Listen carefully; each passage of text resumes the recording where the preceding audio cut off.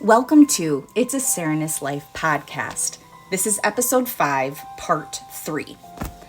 Now, the last episode, that was pretty long, and I tried to bring in some perspectives, the way I kind of do stuff, but I really wanted to tell you the story about, how I went from religion to going individual, and I do have a feeling that God will bring me to more places where there's a lot of people in this in between.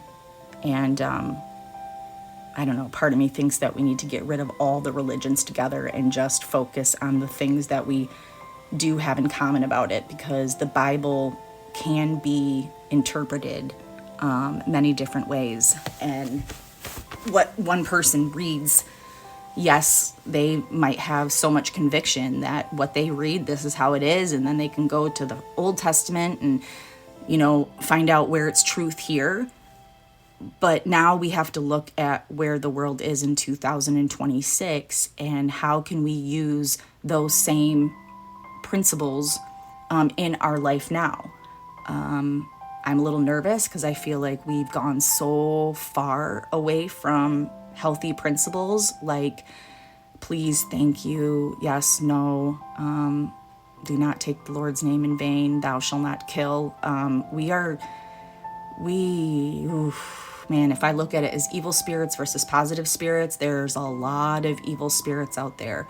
And I don't care how you look at this, but I look at spirits with the 7 deadly sins, right? Like if lust is one of them and you crave lust and sex and everything, that's evil. It is, because it's going to make you choose to do things that might not be a part of your character. It's a temptation. Or greed. I mean, the world is kind of set up that you need money, and I hate that because I think money is evil.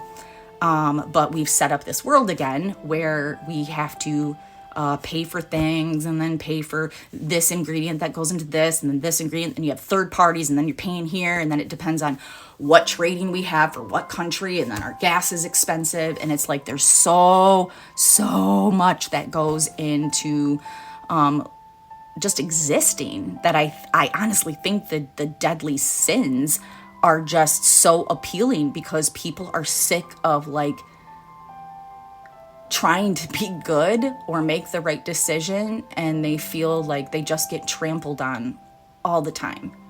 So I do get where the easy way is appealing.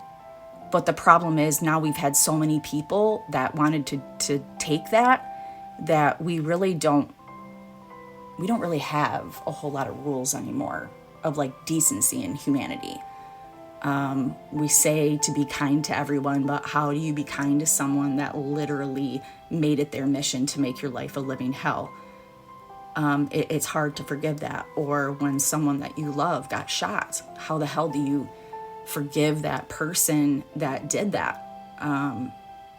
But I'll tell you, if you don't find a place where you get rid of the guilt from the choices that you made from the deadly sins, and I'm only going to tell you that because there are a lot of the deadly sins that I did get appealed to in younger years. And now I feel like as an adult, I'm paying for those decisions now. And now I have children, and I don't want those children to feel like they need to have sex with many people to feel love. I don't want them to think that they need a lot of money to feel rich. I don't want them to think that the world is just pain and suffering when I know that there's joy in life in practically everything. It's just we've lost sight of that.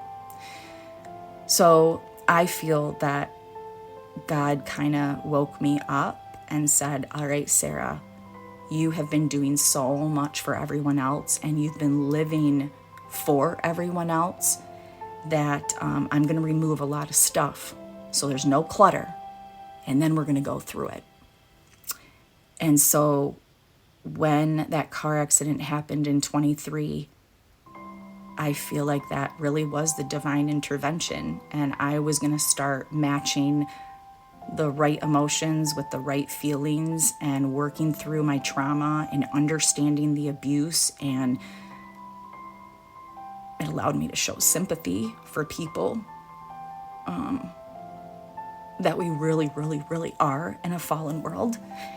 And if we don't wake up, and I'm not trying to make people scared, but literally the way that we're going, we're not going to need humans anymore. We're going to be turning into machines. AI is going to take over the world, and we won't even know what human interaction is anymore. Would we even know emotional regulation? Would we even know emotional intelligence? We're looking at screens all the time. I mean, I don't know about your children, but my children can't even go outside and play by themselves. They're so strung out from all the electronics that it feels like every part of my childhood growing up in the 90s and 2000s, I try to get my kids to go outside and make mud pies or teepees that we used to do with, sticks and everything. And they don't do that. They're, it's like they can't even play by themselves. So like I said, I don't mean to scare people, but I think there's a reason that God kept me quiet for a while. And again, there's a reason that that car accident happened, and there's a reason that I went through the shit that I went through, and there's a reason that I'm here and I'm talking to you and I'm telling you all that I love you so much, because I know God loves me, and I'm able to show that to people. And I don't care what has been done to you. I don't, because I see you. I see you, and I see your potential. And I just needed people to see me and see my potential without anyone's predisposition of what they thought I was or what they think I should be. I'm not a puppet. And God, I sure felt like I was.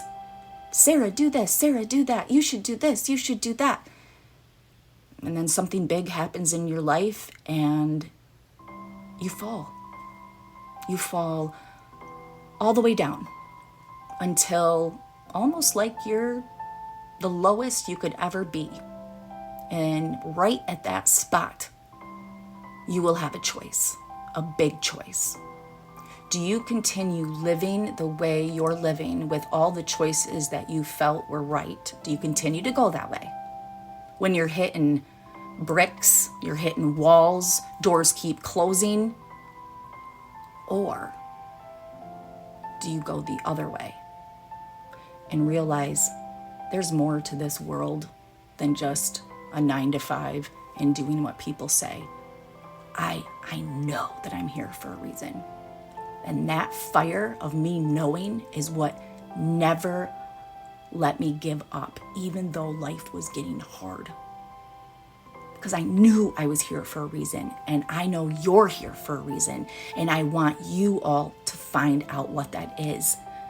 But the challenge is the way that we are raised and how we are talked to. And if a lot of your life is going down a drain because you're following the way everyone else told you to do it, and you have a fire in you that someone is saying, this isn't it. There's more. There's more. But we're growing up in a world that says, no, you can't. That's not how it goes. That's not how it is. But it's how we made it. And I'm scared for the future of my children. And if someone doesn't start talking about this, then we have a big problem. Because when the end of times happen, if you do not know what side you are on, look that up. Try to educate yourself on how we got here, why we're here, how do we leave, where do you go after that? If you want to say that you get stuck in the ground and you're going to get eaten by ants and slugs and bugs and you get there and that's just all, okay, then that's exactly what it will be. Unless you were raised with your faith, something that you can't see, but you know that the crap in this world is not just it. You have to know that the crap, the low vibration, the ugly, that's the evil spirits, okay? Everyone has evil spirits. They have it in lying, they have it in cheating, they have it in drinking, they have it in smoking, they have it in money hungry, they have it in sex. Those are the evil spirits. Those will make you do things that if you knew another way, you probably wouldn't do those, okay? Because I understand living healthier or better is hard work, but the world has set it up that way. Do you know how much money it will cost me to eat healthy or eat organic? I want to get off all my medication that I have been guided to take for my anxiety, my stress. But again, I didn't have this relationship with God, okay? So like evil, I made it easy. I made it easy for someone to come in me and say, Sarah, you're not good enough. You can't do this. You're a piece of crap. Blah, blah, blah, blah, blah. And I allowed that stuff to just come in me, add. And I don't know, maybe once that balloon was popped with my best friend dying and the car accident happened, it was like I couldn't take it anymore. And if I didn't stop, slow down, and start taking care of myself and trying to rewire, almost unparent myself the way that I was raised so I could live my God-given purpose. And like I said, I wasn't anyone's sister's keeper. Remember that movie where the sister had like this disease and they made they had another sister, a younger sister, who was then going to help the older sister, but never like was able to kind of be herself because her purpose, she thought, was being brought into the family to take care of her sister. And again, I can't remember if it was like, not Spinal Tap, but I forgot what the younger sister had to give the older sister to have her survive. But it's called My Sister's Keeper. It's a really good movie. You'll need a tissue box. But that's just an example of like when you're born into something and you think that you're born to do like something that you know doesn't feel right within you. And remember, I want you to listen to that feeling, okay? I want you to listen to that feeling when like you feel someone's calling to you like, you know, you shouldn't do that, or that's probably not right. Your own intuition happens within seconds. So that first feeling, if you were never taught this, you miss your intuition and you'll go by majority rules. And I thought I was supposed to go with majority rules, and I'm realizing God actually made me to question a one way, because there might be one way to get to heaven, but there's not just one way to do things on earth. And all I mean by that is the way that you were taught, you were raised, that's all you know. If your parents abuse you, that's all you know. You don't know that there's something else. And that is why podcasts, music, because that's our freedom of speech in a way. You take someone's personal thought and it makes you just look at things. I love the Bible. Do not get me wrong. I love God. I 100% know that he exists, because once I took this step and I started moving forward and I wanted to better my life, I wanted to live my purpose, I had to kind of lay all my shit bare and I had to look at it and I had to take responsibility for my choices. But it also gave me the compassion. I was able to forgive my enemies, and I was able to see that like everything that I went through just got me stronger. And every person that knocked me down, it just got me to get back up. Now, did I have depression or anxiety? Yeah, I did. And it was a debilitating feeling. And I had that up until about a year and a half ago. There was a big moment, and I was starting to bring it up a little while ago, and I said, you know, if you want to think that you're just down in the ground, like that's it. And so on this one thing, this was the last thing that I was holding on to. I was able to give God all the things that I couldn't control, all but one. And I don't even know if I can tell you what that one is because it's still raw. It's still raw. And I don't want to cry because you won't even be able to hear me like you do in other episodes. But God had said, or spirit, however you want to look at it. Sarah, if you don't let this go, I cannot work in that person's life the way I need to with you holding on to them.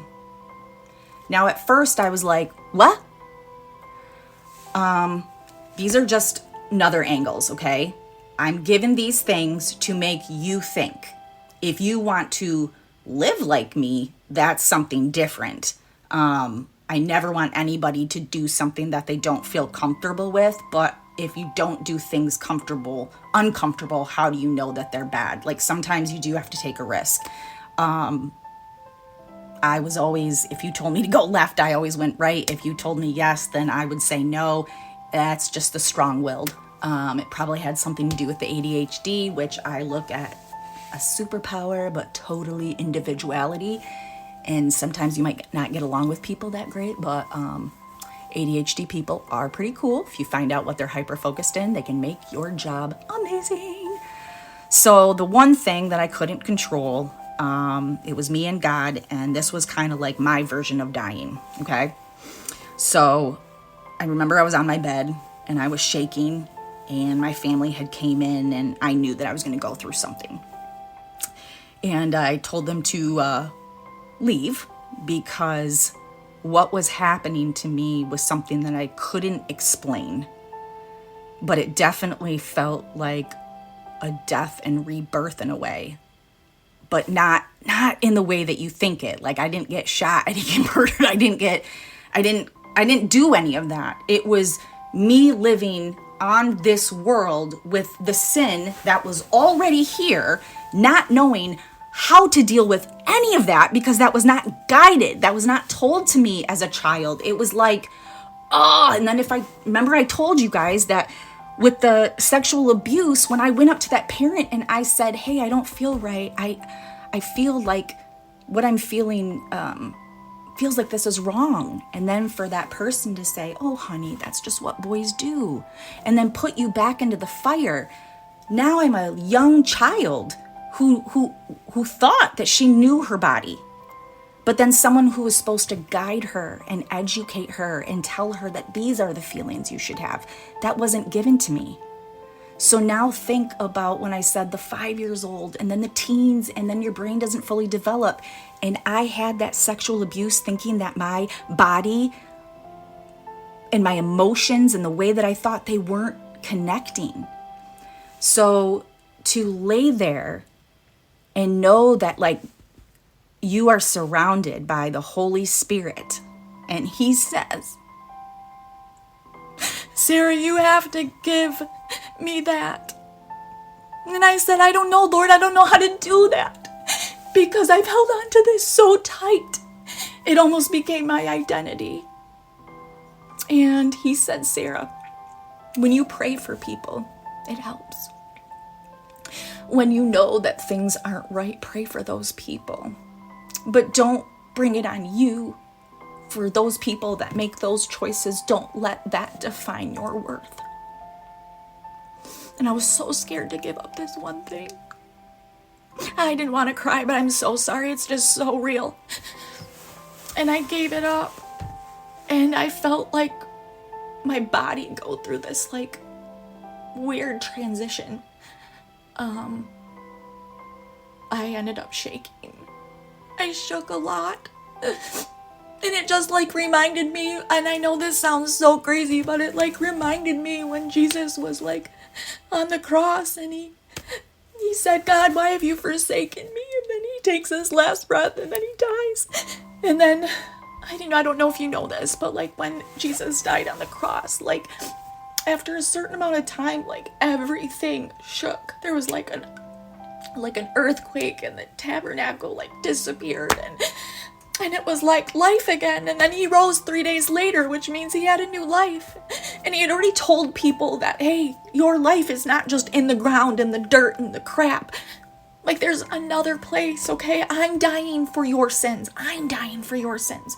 You do not have to wake up in this world knowing that sin exists, and you don't have to live like that.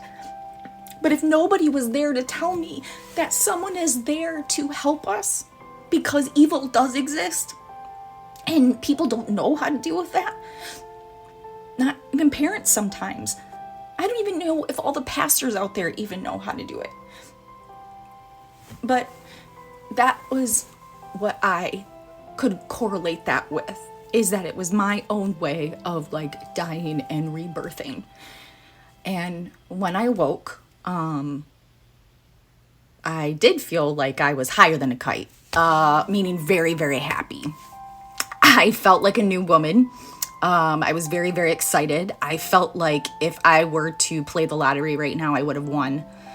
It was like my eyes were renewed, and that was because I gave up absolutely every ounce of control to God.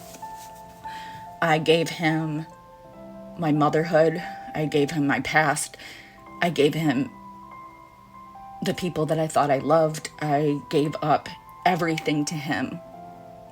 I was scared because I had held on to that stuff my whole life, and I didn't know how to exist further in this life without having that attached to me. But once I gave that up, like I said, I felt very free. And that lasted for a couple days, maybe to a week. And then because of that release, this is the hard part, is it allowed everything that wasn't the greater good for me, it allowed all that to come up. Because before I started this podcast, I lived in a bubble. And I did not remember that I was sexually abused, but I knew my relationships, especially physical, were so conditional. And I did not know that I was living with a bunch, or growing up with a bunch of narcissistic people. And I know that we all can be selfish and narcissistic in our own way, but if you look at narcissism, there's a lot of like mind games and manipulation that can happen. And when you start finding a healthier way to live, it's like that manipulation that happened in your brain while you were growing is so hard to like untangle.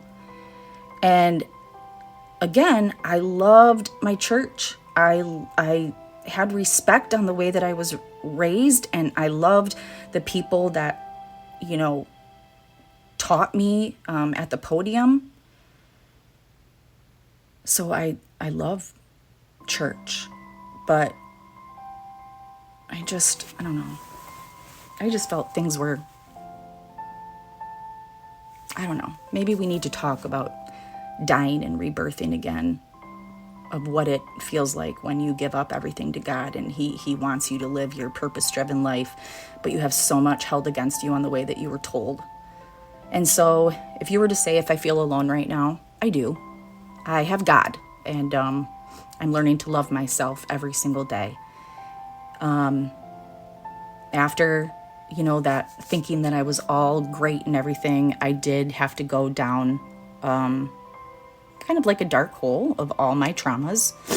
And but I wasn't alone, right? I had God. And you know, it made me think about that poem, you know, with the 2 sets of feet, and then a little later there's only 1 set. And that was because when life got too hard for you, Jesus picked you up and he helped you the rest of the way. So when all that crap comes up, Jesus, God, Spirit, however you need to talk about it, they're there. And if you need to do it alone and talk out loud, you'll start to hear a voice.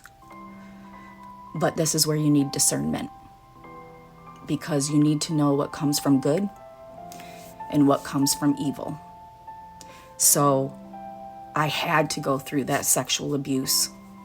So I knew that the feelings that my body were feeling was my nervous system telling me that something wasn't right.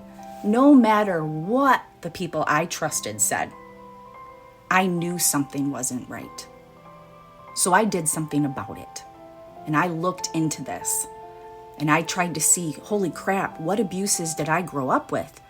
What manipulation did I grow up with? Is this manipulation? Why are my relationships coming like this? Like, I had to really sit and figure things out, but it hasn't been easy. If anything, it's made a lot of my relationships harder because I've realized I can't live falsely anymore. And a lot of people might be like, what the hell do you mean by that, living falsely? And that just means that I'm not living my truth. I'm not living my God-given truth. And if I feel like the person that I'm talking to, and just to let you know, I know it's the Holy Spirit, okay? Sarah, how do you know? I just know, okay? I don't know how to tell you. I just know. But he's there, and he will help me. And he gave me just enough information to get through all of my, like my trauma. Never gave me too much where I couldn't do it. It might come in a dream like a couple days later, which is how I found out of the SA. My counselor did say that it could possibly come up in a nightmare or a dream, and that you would wake up most likely in a sweat, because of the panic that you were really having in the dream. And that's exactly what happened. After I started kind of breaking the ice of my trauma and crap that I was raised with, I had that dream, and I had the place, I had who it was with, how many years it happened, why I was so afraid to wear a bathing suit as I got older, because my body was changing and the abuser was watching me grow. And to get teased so many times for not wanting to go swimming or going into the water, people didn't know, and I didn't really know, that my body was in a trauma state, and water gave me fear, because if I went into the water, you could see my body more, and I didn't want to be looked at as, I don't know, I didn't want to be looked at as a eye candy. I wanted to be looked at as like a normal teen girl going through major stuff without the stupid crap that had to follow me. Anyways, I wanted to read you this song that it's a poem actually, but I'm pretty proud of it, because it is going to go through the relationship that really messed me up, but that God's given me the front row seat on this one, and you're going to hear it in this. Okay. So it's called You Think I Didn't Know. And here it is. Here's the story about my heart. I fell in love one time. We gave to each other. We loved like no other. Hold on tight. Let's take a ride.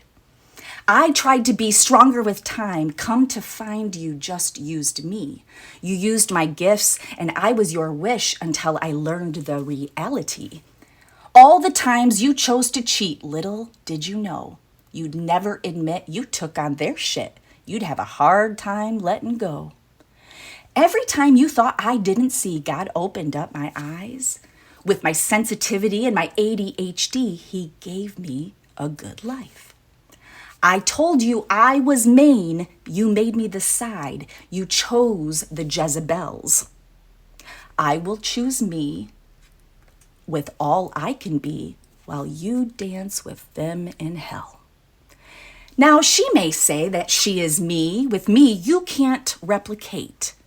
You chose the sour. You thought you had power. I choose love instead of hate.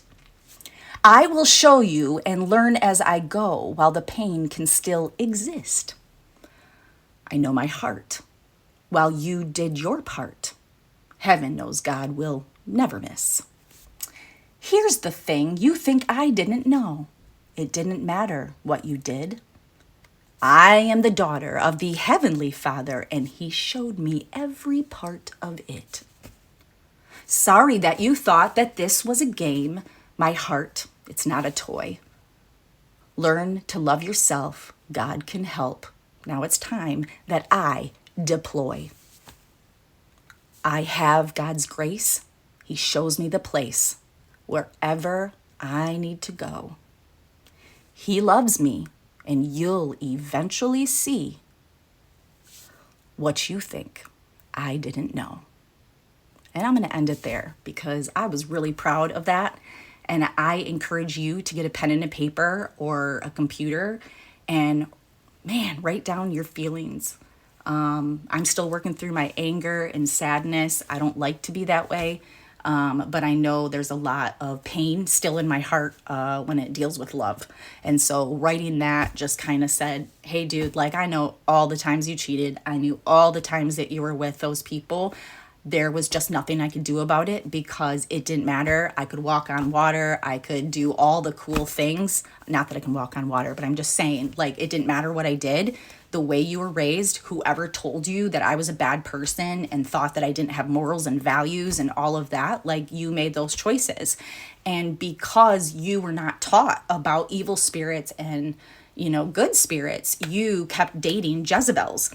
And Jezebel is an evil spirit, and Jezebels will go for you with lust. They want you to lose your composure and have sex with them or cheat with them or love them. They're there to break up love, structure, everything. Jezebels exist. And I didn't want to be a Jezebel. So I was going to do everything I could to live in, love, compassion, learning from mistakes, and showing a difference in my character, in my integrity, and how I choose to live every day. Jezebels will say that they're this or that, but when you really watch how they talk to people, what choices they make on a daily, look at who they talk to. Look at how they talk to people. Do they talk civil? Do they talk with love? Do they have compassion? Or do they always blame it that it's someone else's fault? Do they always say, oh, this is what this person did and you should hate them and you should do that? Remember, you have a choice. Every single day you have a choice. Just because someone told you not to like somebody, you don't have to listen to that person. For me, if that person technically didn't do anything personally to me, I will allow that person chances. But once they mess me over, God's going to take care of that. And God actually did. That's why I was able to write that poem, because I did have God's grace and he showed me the place where I needed to go. He loves me, and everyone who doesn't believe me, well, you'll eventually see what you think you didn't know. And I'm just trying to help anyone who's willing to listen, who wants to change, who wants to live a purpose-filled life. Well, that's where I come in. And there's a lot of other people out there. You kind of just have to find your niche. I understand that I'm not for everyone, but this is also extremely therapeutic for me to go through my stuff. And because I love educating and I love helping people, especially, I never want people to think that they're alone. Even if they don't believe in God, then let the God in me, or let the faith in me, and let me be with you, just to be there, so you're not alone. But we're never alone. Someone is here to give us our best life. And if you want to know why my life is going how it's going and how I get through things, it's because I have God in my heart. And so everyone has a choice on how they want to live. You can either go with evil or you can go with good. Evil, yes, the evil spirits do make life seem a lot easier and a lot more fun, because living in God's purpose isn't easy, but it's extremely, extremely rewarding. So I can't wait to see what God has for me in the future. And I hope that you really liked that poem. And I hope that you liked this part 3. I think my next episode is going to be about narcissistic abuse or how I came to find that. And then I will read to you a song that I wrote from that, because I had to learn that abuse is an emotionally avoidant person. And when you're someone who wants to feel love because things were not firing the right way when I was younger of what love was, yeah, it just helped me to see that I'm here for a reason. So again, I love you all. I wish you a wonderful day. And just know that you're not alone. And I look forward to meeting you all eventually, making you smile, and sometimes making you cry. Until then, have a great night.